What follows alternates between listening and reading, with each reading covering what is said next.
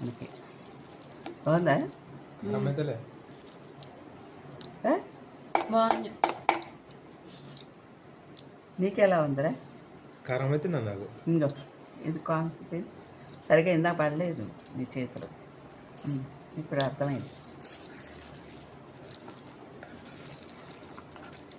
ఇది ఊరిన తర్వాత మసాలా కార్న్ లాగా ఉంది. చాలా బాగుంటుంది సార్. రేపు కొంచెం నిమ్మకాయ ఎక్కువైంది అనుకో, లైట్గా. కారం ఉందా కదా? కారం సరిపోతుంది. మరి ఉప్పు అయినా ఉప్పు సరిపోయిందా? సూపర్గా ఉంటుందండి.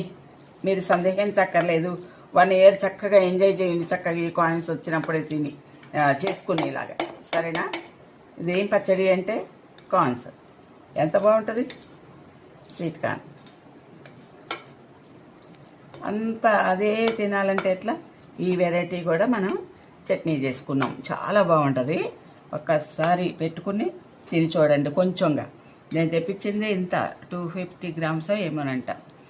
ఆన్లైన్లో తెప్పించా ఇప్పుడే. సరే, చాలా బాగుంటుంది. తిని చూడండి.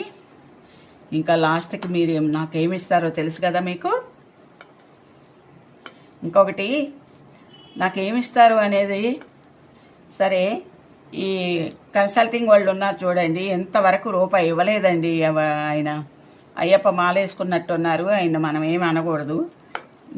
ఆయనకి అర్థం కావాలా ఎంత ఇది అవుతుందో, మాకు ఎంత ప్రాబ్లం అవుతుందో ఆ డబ్బుల కోసం. వడ్డీలు పెరిగిపోయినాయి. 3 లక్షల రూపాయలు అప్పు చేసి ఇచ్చాము మేము. మా డబ్బులు మాకు కట్టాలా స్వామి. మీరు అయ్యప్ప సాయి గారు నా డబ్బులు మాకు పంపించండి. దయచేసి మీరు నన్ను ఇబ్బంది పెట్టొద్దు. చాలా బాధ పెట్టేస్తున్నారండి. నేను ఇంతగానం చెప్తున్నాను.